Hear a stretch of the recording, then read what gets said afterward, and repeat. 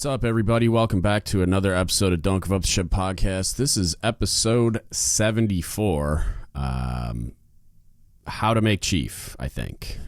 And this is going to be me discussing my experience with the board process. There's a ton of tribal knowledge, misinformation, and speculation out there, which I talked about what I knew at the time, all the way back, I believe it's episode 25, when I talked about the Chiefs package stuff. And that was based on research and conversations, but not actual real-life experience. And it focused a lot more on package preparation and submission, which is stuff that's found in instructions and that I do have a lot of experience with. Where this one's going to be more focused on the procedure and process that happens at the board and my experience with it. With that being said, there's only so much I can say. I don't agree that it's all secret, and I, despite asking, never had the reason for that explained to me. But I also signed paperwork saying that I wouldn't talk about it and that I could be punished for violating it. So I can only go into what is readily available on it used to be NPC and now My Navy HR website. There is a slide deck there that has a lot of really great information, pictures, etc. There's some stuff in the PowerPoint notes function on that PowerPoint, and the stuff that's readily available in all of the references, which we'll talk about. So what I can tell you is that I sat the board, and I'll share what I'm allowed to regarding what I learned from the process, along with what I learned from all my prior research, to paint the most vivid and detailed image that I am allowed to on how exactly someone makes chief. And I can tell you there's not anything exact about it. Also, as I mentioned, procedurally, not much has changed from when I recorded episode 25 about 4 years ago. So if you haven't listened to that and you're looking for stuff on letter to the board, preparation and submission, or Chiefs package, preparation and submission, go back to episode 25. There's also a YouTube video on it that's kind of like a narrated slideshow with pictures, and there's a bunch of links and stuff in the show notes and everything like that. So or in the outline on the website, if you download the outline, all the URLs are in there. And so, again, some of that has changed, and there will be some of that, the new stuff. It's just the My Navy HR links have changed. And a little bit, I think the advancement manual has updated since then. So the chapters, some of the chapter stuff has changed, but we'll get into all that. If you have questions about this stuff, hit us up. Don't Give Up the Ship podcast at gmail.com. You can Facebook message us, Don't Give Up the Ship podcast, or you can DM us on Instagram or Reddit at DGUTspodcast. Just let us know. Happy to answer any of those questions if I can. All right. And I want to have the discussions with you if you have questions about like the how or why. But again, I mean, there's only so much detail I can go into. None of this is going to be anything beyond what you would hear at board training given by board members using that PowerPoint. So I just want to make that clear. That disclaimer is that, unfortunately, I can only talk about so much. I will share some of my opinions on stuff at the end, again, without violating any of the non-disclosure stuff. So let's get started. So at the beginning, I kind of want to outline the process on paper of how someone makes chief. So procedurally, the process goes, you meet time and rate requirements, which is 3 years without a time and rate waiver, which you receive by getting an early promote on a regular ranked evaluation.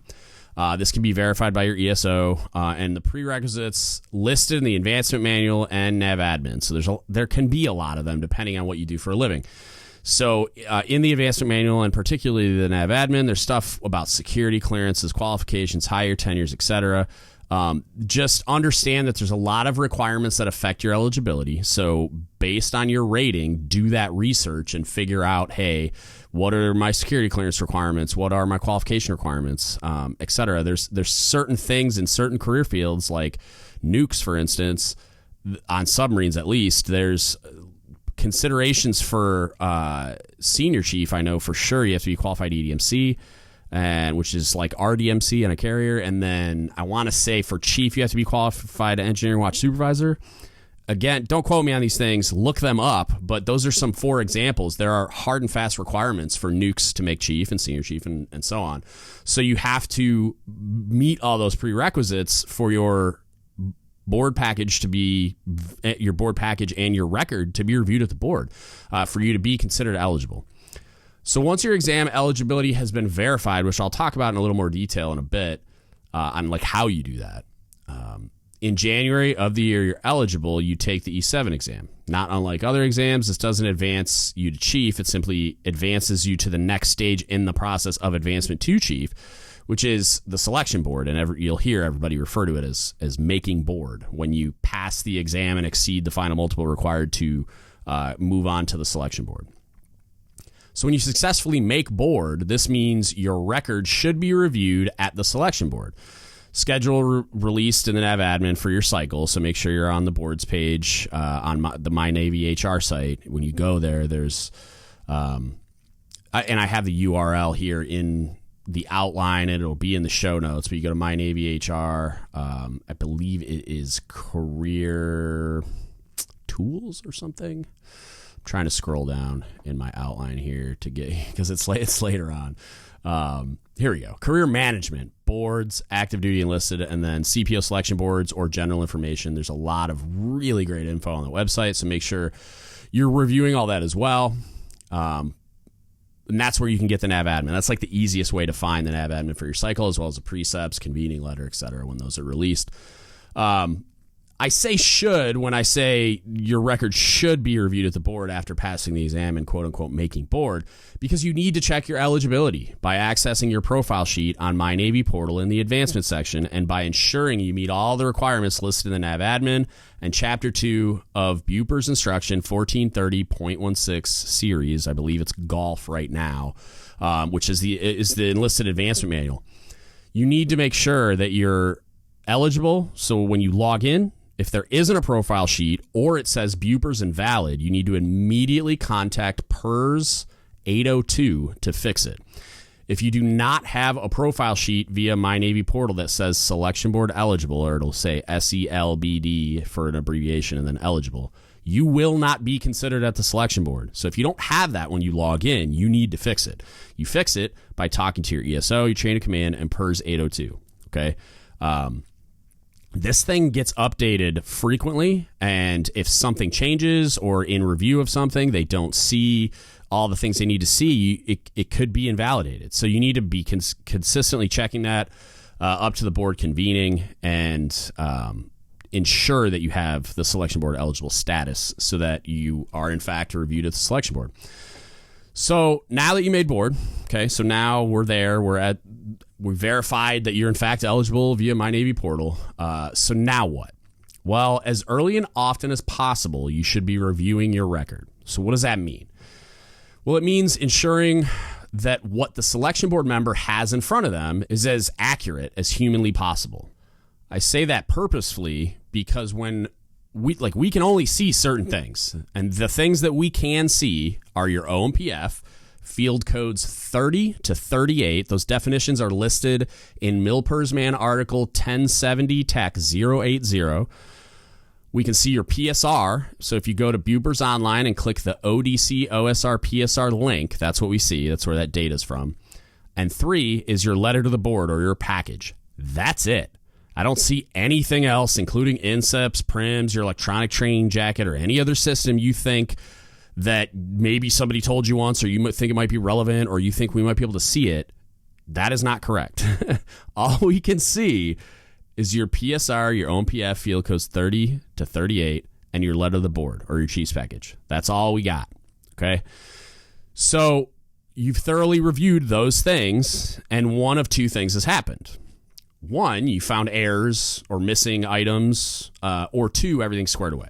Squared away looks like 1, all the documents that should be there are there. So you're looking through your OMPF and all the evals and your eval continuity and everything else, which I'll talk about in a little bit. And there's nothing missing. Everything's there. Or 2, there are none present that should not be, i.e. someone else's NJP or something like that, or an eval that's not flattering, that's in fact not you. And it also means no eval gaps. So what's an eval gap? It's any period of undocumented performance. So if you were to have an eval that ends on September 15th, 2020, for example, and the next one doesn't start in your record or your PSR until November 30th, 2020, that's an eval gap, right? There's many ways that these things can be fixed or explained in a package, so don't freak out if you identify a gap. Just go see your admin folks with the identified gap and figure out a solution.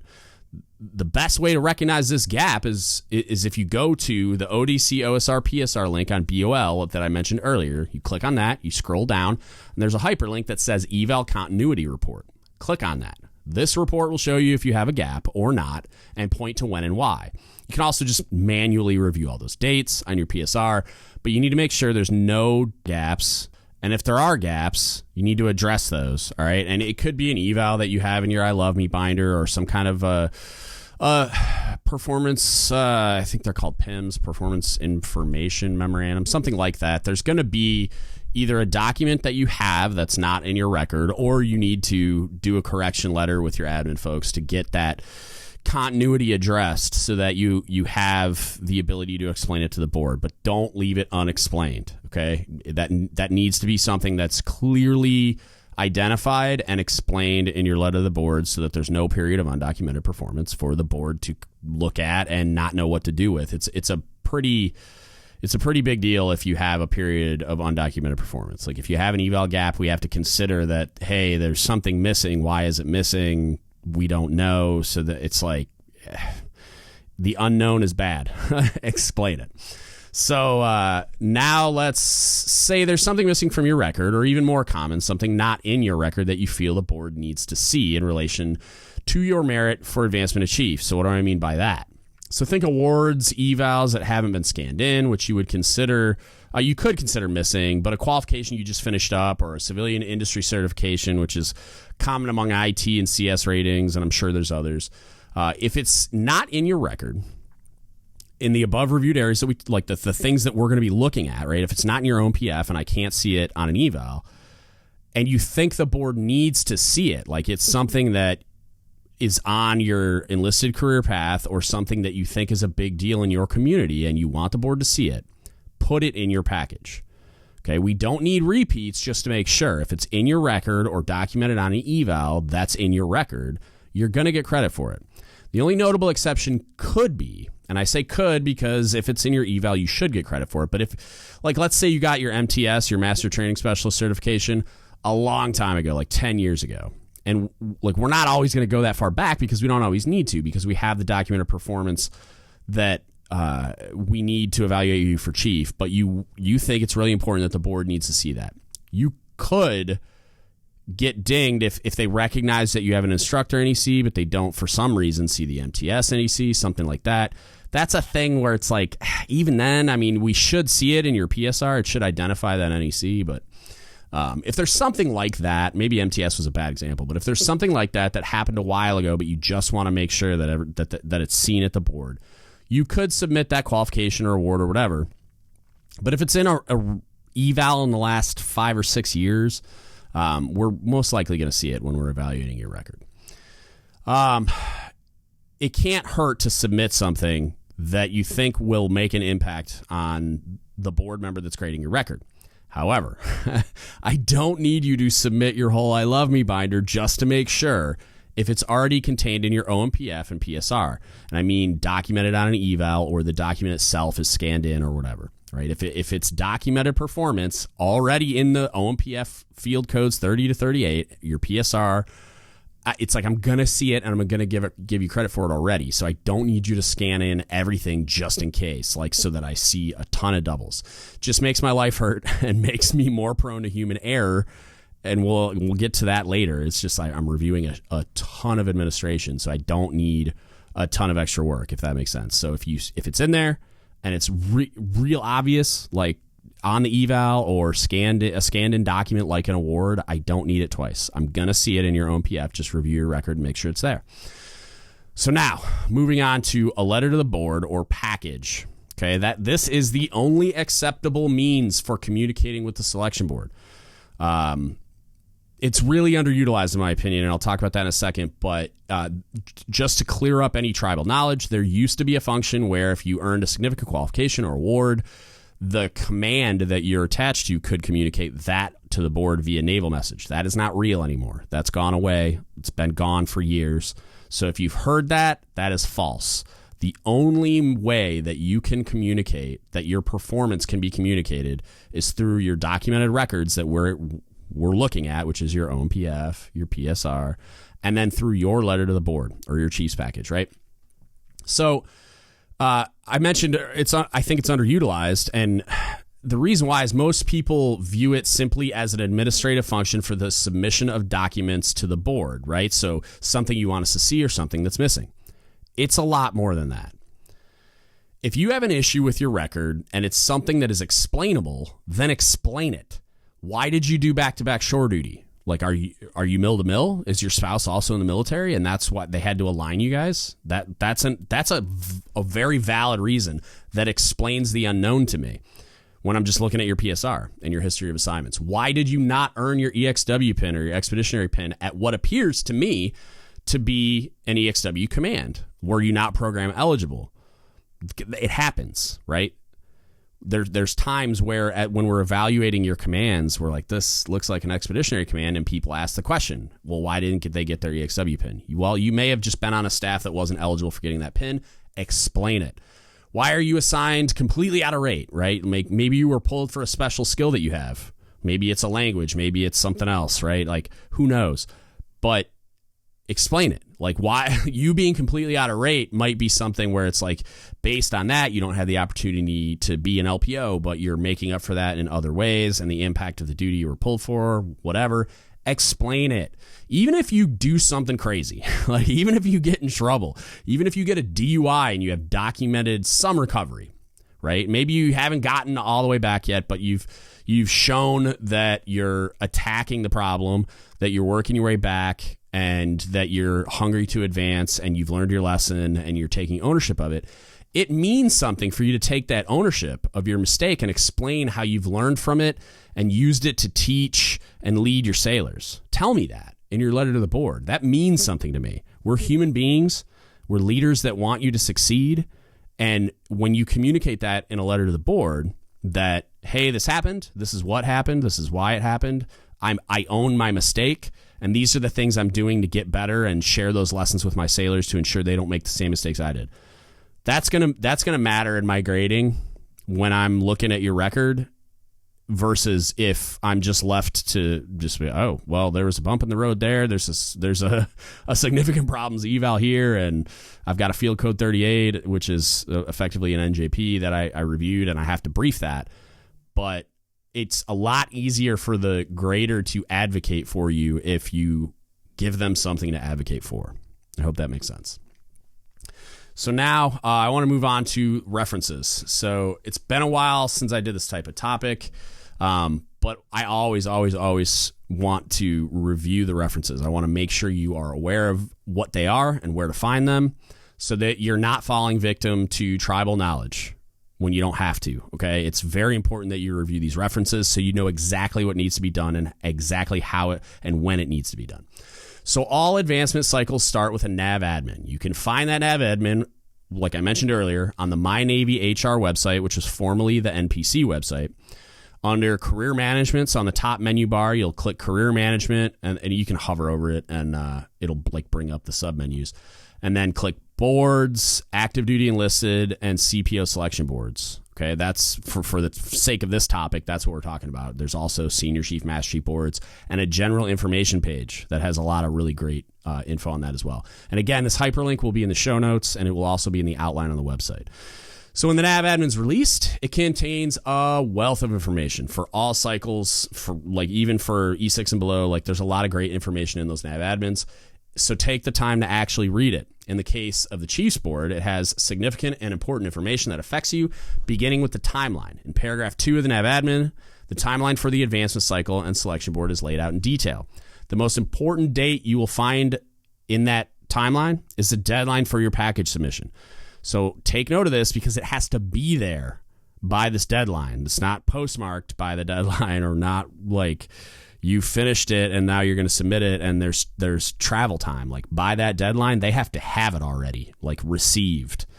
So there's detail to exactly when, down to the time zone and time. An emailed package must be submitted. There's also some other methods that I talk about later on how you can submit it that have changed from when I did episode 25, so stay tuned for that. Paragraph 5 is equally important as it provides detailed instructions on your reviewing your record, as well as the ways you can submit your package and to which board number, which is important so that it goes to the right place, you are submitting it to. So take the time to run through this message with a highlighter. Keep it in your pocket, fold it up, put it in your book, whatever works for you. But make sure you take the time to mark that thing up so that you are intimately aware with all the requirements for submitting your letter to the board and all of the other things. There's a lot of stuff in there about the prerequisites that I talked about earlier to make sure that you are in fact eligible for the selection board. I'll cover submitting the package later on the methods for doing so, but just understand that episode 25 has got a lot of info on that, and then there's just some little clarifications I'm going to add to it later. So the next reference, and this is kind of in order of precedence, is the advancement manual. So it's the Bupers Instruction 1430.16 series that I mentioned earlier. This is the Enlisted Advancement Manual. You can find it in the same place. So the My Navy HR, you go to References and Bupers Instructions, and it's in there. Generally, I would tell you to start here, but the NAVADMIN supersedes this instruction. So there may be something in the advancement manual that the NAVADMIN says, actually, no, we're doing this. Okay, so it's very important that you read the NAVADMIN first so that you understand if there's something in the NAVADMIN that runs counter to what's in the advancement manual, the NAVADMIN wins. Okay. There's specific information regarding a command's ability to submit a message to the board, which I mentioned earlier. This is not real anymore, so just data dump that tribal knowledge if you've heard it. So just ensure you review this. And when you get to Chapter 11, which says Navy Enlisted Selection Boards, take the time to read that, and you'll find really great stuff in there, like how the board is composed, how quotas are determined, and particularly paragraph 1105, documents considered by the board. Right? You want to talk about clarity on what we can see at the selection board, which everybody goes back and forth about what's real and what's not. It's in the book. It is in the Enlisted Advancement Manual. It says right there. And then in order to understand what they're talking about when they say OMPF field codes 30 to 38, go to the MILPERS manual, which I mentioned earlier. So reference within Chapter 11 of the Advancement Manual is MILPERSMAN Article 1070 Tax 080, Official Military Personnel File. This can be found on My Navy HR under References, and then click on MILPERS Manual, and then go find 1070 Tax 080. And this defines all those field codes for you, which I'm going to briefly go over really quick. But just understand that the field codes we can see are 30 to 38, and their procurement, which is like contracts and enlistment data, classification of assignments, so your history of assignments, administrative remarks. It's a bunch of like page 13s, right? A bunch of different administrative remarks related to a lot of different things. Separation and retirement documents, if applicable. Miscellaneous professional service history stuff is 34. Enlisted performance documents, so evals, that's where we're going to spend our most time, is 35. 36, training and education, so like your enlisted qualifications history, stuff like that, language proficiency tests, college transcripts and diplomas if they were submitted to your record properly, all at 36. 37 is decorations, medals, and awards, exactly what it sounds like. And then 38 is adverse information, so that's the field code 38 that I mentioned earlier. Unauthorized absence, if you got arrested, some court memorandums, punitive letters, any kind of drug and alcohol abuse reports, civil convictions, anything like that. Any adverse information is going to appear in field code 38. Okay, and that's a thing that we're required to review and required to brief. Even if it happened when you were a seaman, we're going to brief it at the selection board. It's just generally not going to affect the grade if it's a really long time ago and you've obviously recovered via documented performance. So the next one, I mentioned it earlier briefly, but precepts, convening order, and especially the enlisted career path.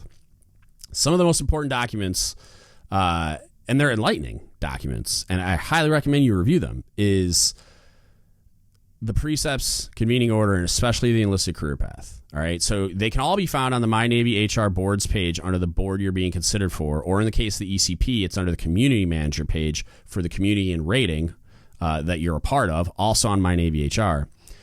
It's important to note that the two most used criteria in relation to grading records were, in my experience, 1, do they meet the requirements of the ECP or the Enlisted Career Path? And what they mean by that is when you go to, I believe it's the second page, but just scroll down past the big table that says, like, during these years in this rank, you should be doing these things. When you get down to the bottom, it says considerations for advancement from E6 to E7, E7 to E8, and E8 to E9. So the considerations for advancement to E6, from E6 to E7, are briefed at the board, and that is like the holy grail, like, that's the reference criteria. Like, if you could point at any document as the source document for what you need to do to make chief, it's the ECP, and particularly that area of the ECP. And then 2, do they demonstrate sustained superior performance above RISCA, which is the reporting seniors cumulative average? So that's the 2 biggest things that you constantly hear briefed. Do they meet the requirements of the ECP, yes or no? So like if I'm briefing a candidate that's ready to be a chief, I'm going to say they meet or exceed all the requirements of the ECP, and they have demonstrated superior performance above RISCA. And then I'm going to like brief all the great things that you've done and where you ranked and how many EPs you got and all the quals, and you're serving in an LPO job and killing it, and you're sailor of the year, whatever's applicable. But those 2 things are, do they meet the requirements of the ECP or exceed, right? Because we're looking for the best of fully qualified. Fully qualified meaning you meet the baseline, just bare minimum requirements to make chief. Like, that just means you are qualified to do the job if selected. And then from the pool of candidates that meet fully qualified criteria, we are trying to identify the best of the fully qualified pool of candidates to fill all of those quotas. Okay. So we really want, like, do they meet the requirements, and then are they the best of fully qualified? Right. And it usually details the criteria in the ECP. Right. And it's important to note too that this is a little subjective. There are some hard and fast criteria. So for like submarine CSs and LSs, for instance, there are some hard and fast fully qualified criteria. But generally in the ECPs that I've seen, there are a bunch of criteria listed, but none of them are hard and fast requirements. It's just, I should see this and I should see that. It's not shall, if that makes sense. Okay. Like, there's a lot of, which basically makes it a little more vague, which is why I titled the episode what I did. But moving on.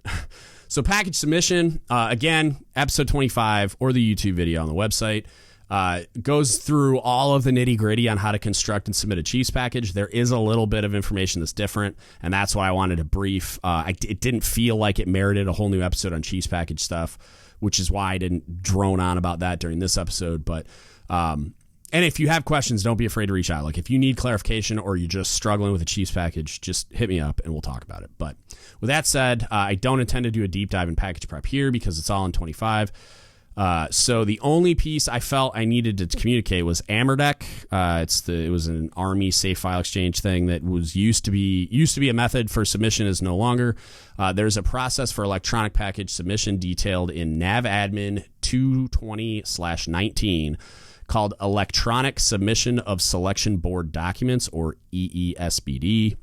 And that's available through My Navy portal. The link is in the outline. It will be in the description to that NAVADMIN. Or just get on My Navy portal and find it, right? But this is kind of it's like the replacement, and it is talked about as the preferred method, that or email, right? So, and all of the submission methods are in the NAVADMIN. All of the discussion of all that is in episode 25. So if you have questions about any of those things, go to episode 25, unless you're looking for the EESBD process, which is NAVADMIN 220/19. That's where it details all that stuff. And the place that you access EESBD is My Navy portal. Okay. So now to what you're probably here for. How does the board work? So again, there's a really great slide deck. I will also link in the description that is posted on My Navy HR on the general information page for enlisted selection boards. Your package is in, and at this point for the member, it's a waiting game. And I mean the member as in like the selection board eligible member, but what actually happens at the board, like how we're going to talk about like how are chiefs selected. And again, I can only tell you what is allowed, right? I'm going to stick closely to the approved training that you can find on that boards page to ensure I don't violate any rules of disclosure. But you're going to walk away with a pretty solid understanding of how it works procedurally and how it's changed for the better, right? So we'll start with panels. So each rating is evaluated by what's called a panel. So a panel is simply a group of ratings that are all considered by a panel of, I think it's 13 board members. Don't quote me on that. And examples are supply/admin, submarines, special warfare, etc. All the ratings that fall under that umbrella are evaluated by that panel, right? And so why do you care?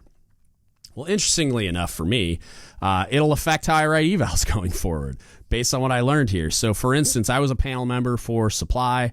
Admin was split out somewhere else at this board for whatever reason. And that's notable because there's a submarine panel, and CSS and LSS were not part of it. So we were stuck with supply for some reason. That it's odd because I assumed, being a CSS, that I would be reviewing all the CSS packages. Some LSSCS or LSSCM would review the LSSs, and so on. That's not true. I reviewed my share of all the supply ratings, including surface LSs, surface CSs, and RSs, along with the LSSs and CSSs, which I'm pretty qualified to do. This is bizarre to me because of the small nuances to each rating being what they are. There are even more wildly varying nuances between submarines and surface ships. And so somehow I was charged with evaluating the records of surface sailors just as they were charged with reviewing submariners. To me, this is crazy. I am far more qualified to evaluate the record of any submarine rating, including nukes, than I am a surface LS or an RS, which I embarrassingly didn't even know was a real rate until I got to the board. Like, I was familiar with SHs. I just was completely unaware they had merged. And it was eye-opening because we write things on our evals that the surface fleet doesn't understand. Like, we have titles that are not the same, watches that are unique to submarines, duties and responsibilities that differ wildly. So understanding that, there's a high chance that a sailor's record will be evaluated by someone of a different rating, if not a completely different warfare community. And so you need to write the eval not just to the selection board, which is what I was doing in the past, but to a selection board member that only speaks Navy, not submarine. And this affects a bunch of panels. So just be aware of how it affects you. Take a look at how your panels have been constructed in the past and who might be looking at your record, because odds are your grader is not going to be your rate. Again, depending on the panel. I mean, there's probably panels where it's a lot more likely. Keeping in mind that I was only part of the supply panel. So there's that. It's I did not feel qualified to evaluate RSs or even surface LSs and CSs, even though surface CSs were a lot easier. I mean, that one I felt pretty good about, but there's a lot of nuances to the surface fleet, and I learned a lot, but I didn't feel like I should be learning on the job, if that makes sense. So moving on to grading, right? So there's limitations on what I can share here, but suffice it to say that each member's package, being the eligible member, is individually graded by a board member and assigned a grade. This grade is based largely on if they accomplish the ECP criteria, which I talked about earlier, for E6 to E7, and if they have demonstrated sustained superior performance above RISCA. We are required to review your letter to the board and all enclosures, and I have to brief those, along with any field code 38s, which is like adverse information. And I have to brief those in the tank, which we'll talk about what that is later. Otherwise, we review whatever is necessary. Largest amount of bandwidth is spent on evals to paint the most accurate picture to brief your record in support of the assigned grade that we assign to it when we grade it in the tank. Okay, and there's a lot of pictures in the PowerPoint slide deck, so as you go through this, and I'll make another YouTube video out of this one as well to assist with that. I think the visuals add a lot to the training, but I highly recommend downloading that PowerPoint and kind of scrolling through it as you listen to this if the video's not out yet. But so now on to the tank. So what's the tank, right? The tank is a briefing theater with large screens, and there's pictures of this in the PowerPoint. And projectors that display the records so that the whole room can clearly see a displayed PSR and other information for the briefer to brief a record's information in support of whatever assigned grade was placed on that record by the grader. So this is done so that all voting members of the panel have a good idea of the member's performance and if the briefer's grade is supported by data. So basically, a panel member grades it, and they assign that grade, and then all the other panel members get to see the grade, get to see the PSR, and get to hear the brief by the grader in support of their grade. Like, hey, these are all the amazing things you've accomplished. And I get to kind of QA that process, basically. I get to look at least a summary of and kind of decide whether or not I agree, and then we all vote on it. So after we review, panel members have questions if and they ask those at that time if they have them, and then the panel votes. So all voting members, which is all the normal panel members and then the board president and SEL, all vote, right? This is done using an anonymous remote system. Again, there's pictures in the PowerPoint if you want to see what that looks like, where a member can either press 100, 75, 50, 25, or 0. And the numerical score is calculated into an average, and the member's record is assigned a score. These scores are tabulated across the entire group of eligible records, at which point we arrive at what is called a scattergram. A scattergram, and again, picture in the PowerPoint, it's essentially a spreadsheet showing how many records fell at each score in intervals of 5 points. A running total of records are calculated as you go down in score to give the board members an idea of what score will kind of be the cutoff based on the number of eligible records, which we don't know going in. We won't know how many spots we have to fill until we reach the scattergram. That's another kind of contrary to popular belief. We generally don't know how many quotas we have to fill until we arrive at that point. So if there's 70 eligible records with a score of 60 or above and the quota is 70, you may see a vote, which is what happens next with the scattergram, that ends up tentatively selecting either A, all the records with a score of 60 or above, or B, all the records with a score of somewhere above 60, dropping from consideration all records of like 40 or below, and then doing what's called a crunch of all records between 40 and 60. So a crunch can look one of two ways.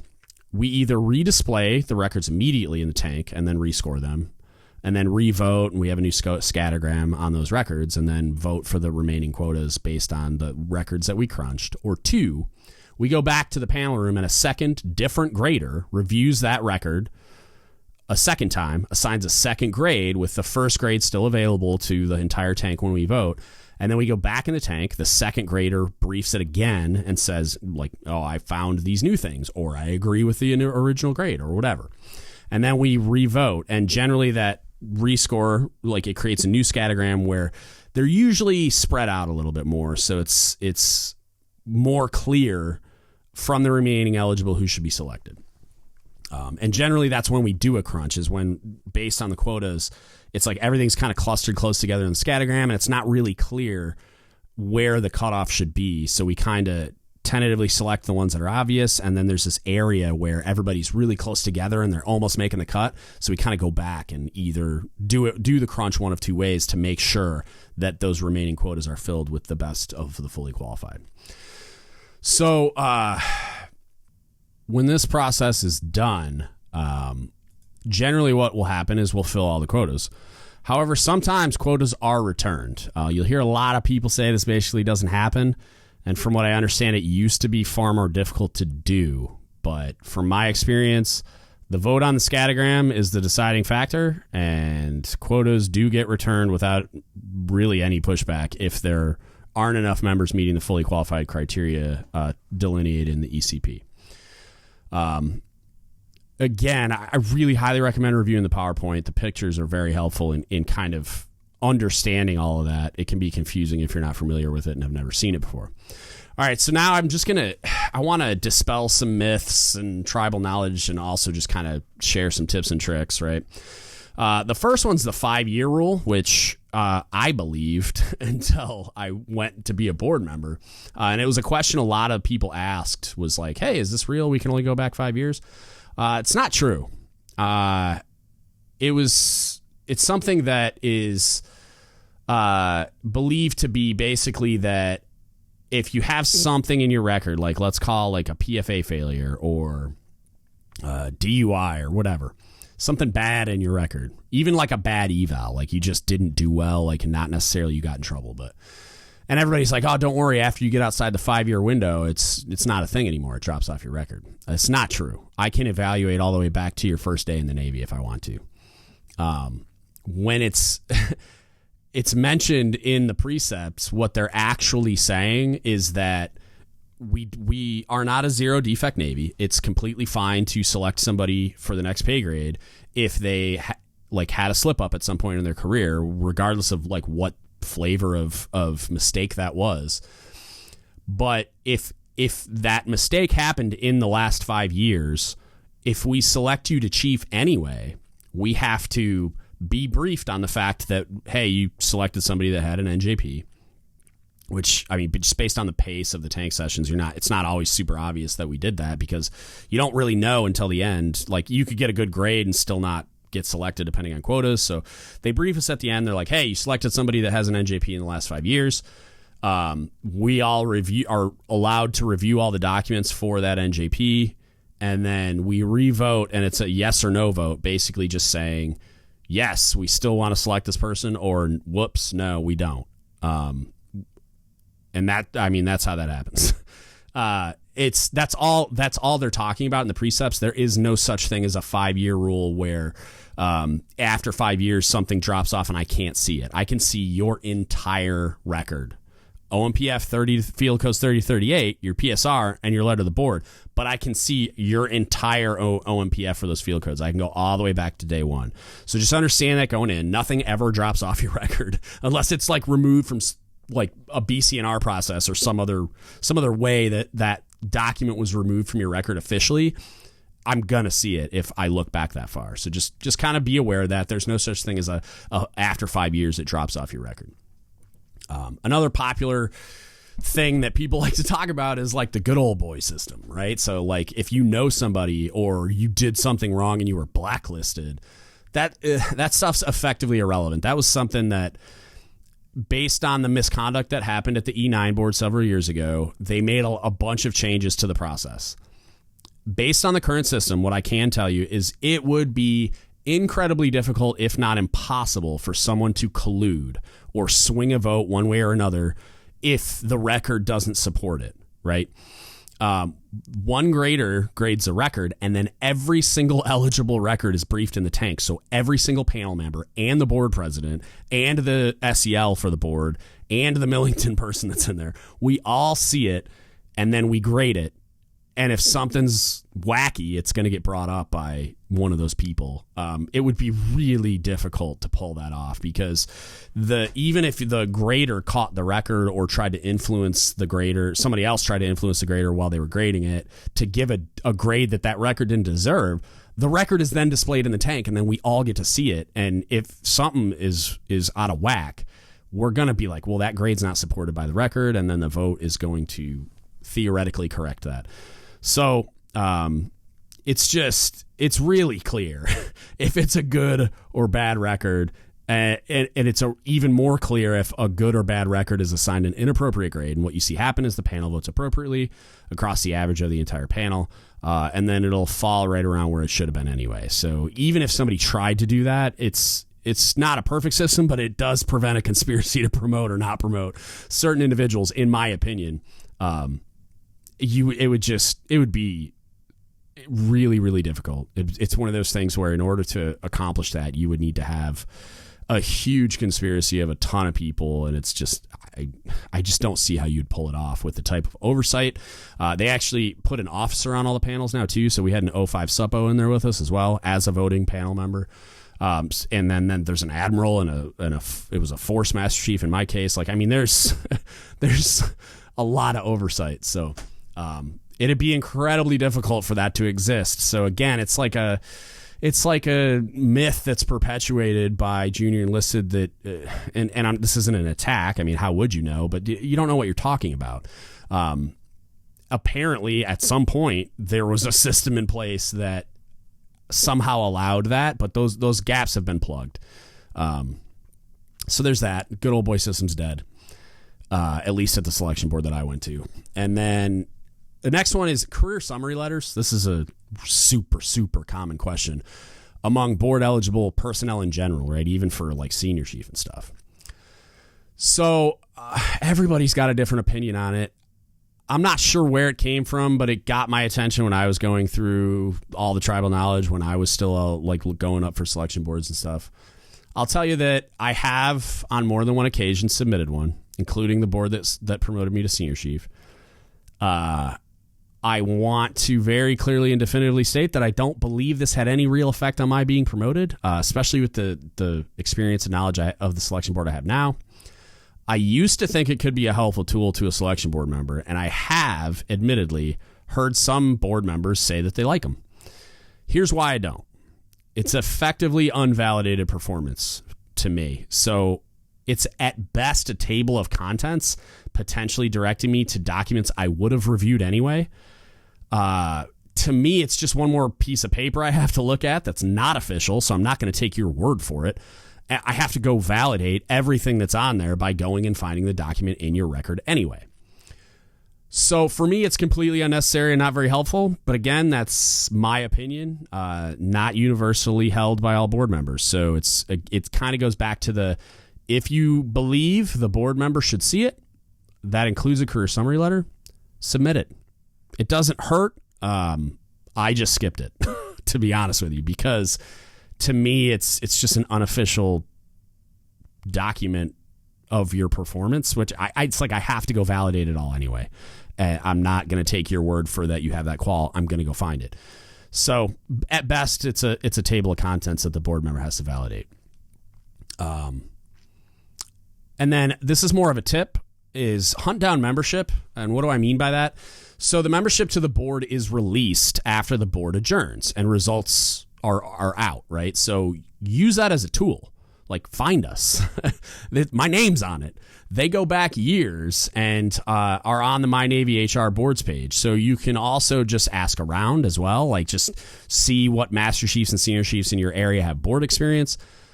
Someone you know has board experience. So find us and ask us to review your record. I just did board training recently, and I sat down with an LS1 and reviewed his record. I can't tell you why you didn't advance specifically, like your record. If I did review it, which I wouldn't remember because I've gone through thousands of records. But and I can't tell you what was said in the tank about your record, even if I remembered, which I wouldn't. But I can review it and, with my knowledge and experience, explain to you generally where the holes are and how I think you can improve or may not be competitive and why. Right?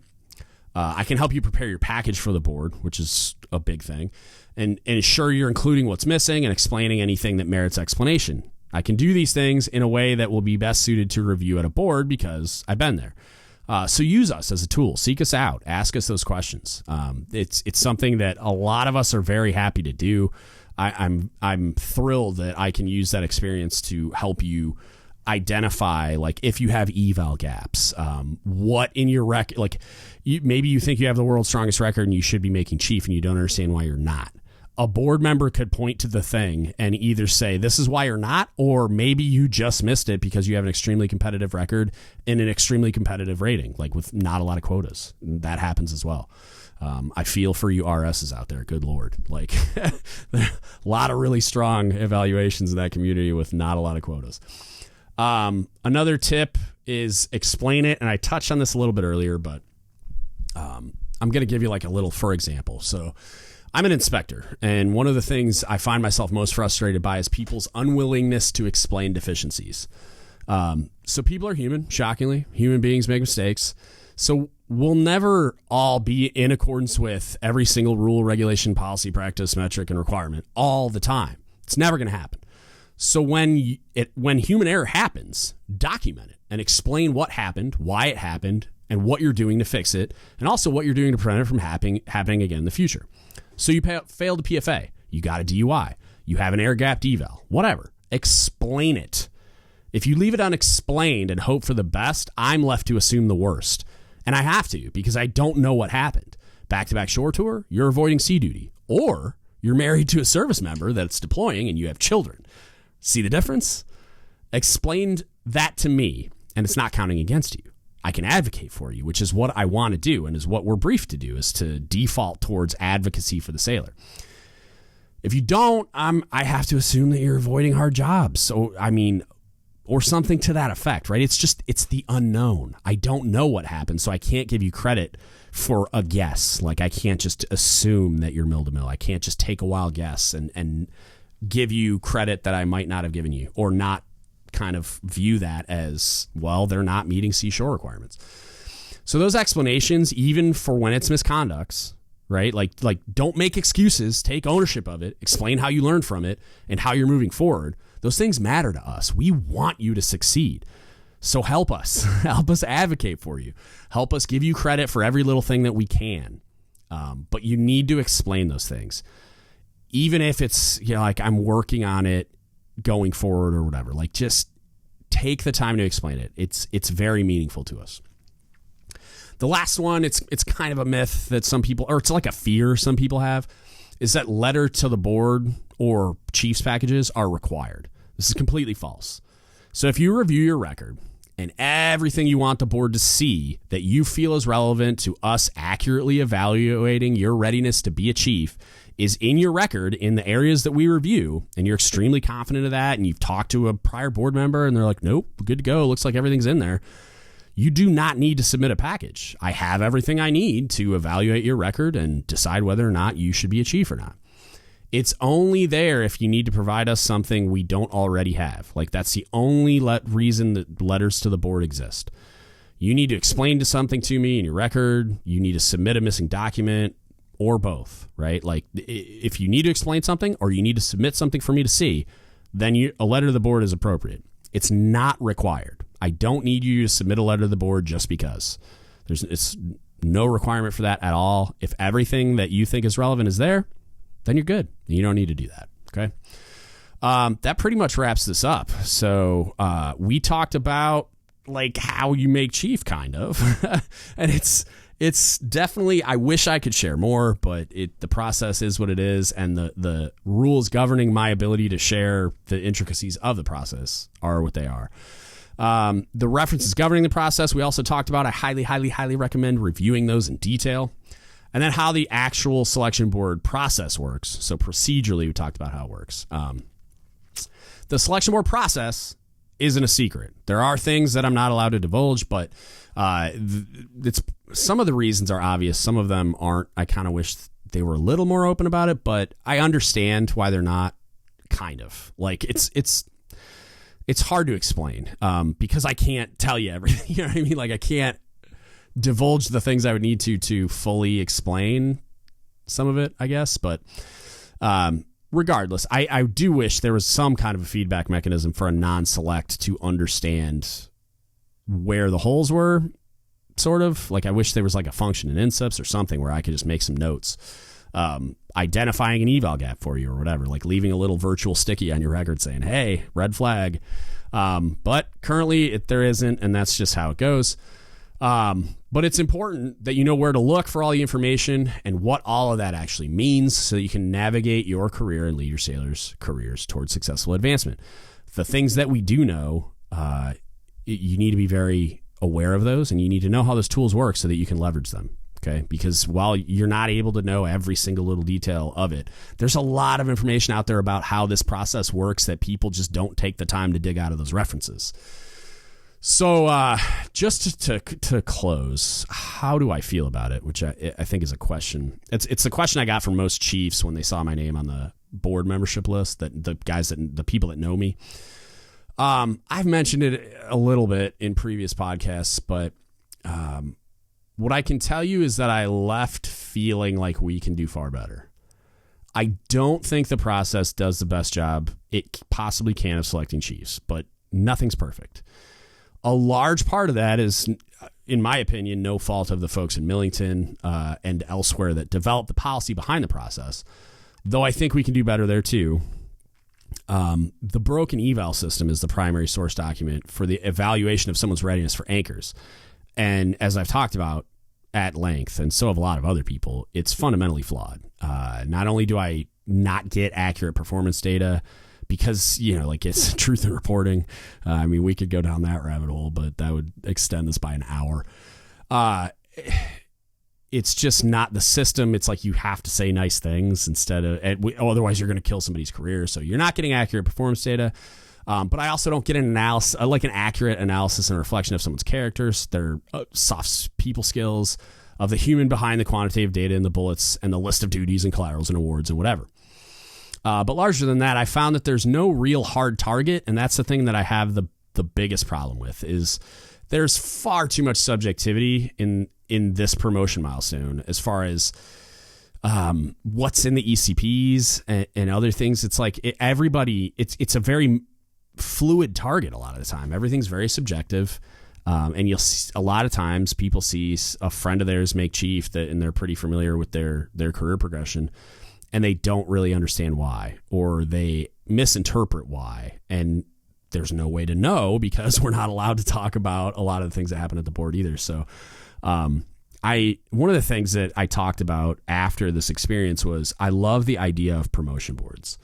The Army does promotion boards where soldiers appear in front of a board convened by local commanders and consisting of local NCOs that judge the soldier's record and use the board to judge their readiness for promotion. And then and it's only for I think E6 and below, they do a version of this. Like some of them are all local. Some of them are like a local board, and then that gets fed up to like a higher echelon Army process, I guess. And then I think like the senior NCOs are all selected at like the big Army level. But I love the idea of a person having to appear before a board, not constructed in the model of like Sailor of the Year and stuff. More, it's like an interview process, like some type of evaluation model. Less focus. I mean, uniform appearance, I'm sure would play a role, but like, I don't care about facing movements and can you say the Sailor's Creed and crap like that. I care about like really in-depth conversations about leadership and your technical field, and depending on like the promotion level that we're talking about and what your career field is. But I think there's a lot to be learned there. I don't think you would need to get into the technical piece in like the nuts and bolts, because that's what an advancement exam's for.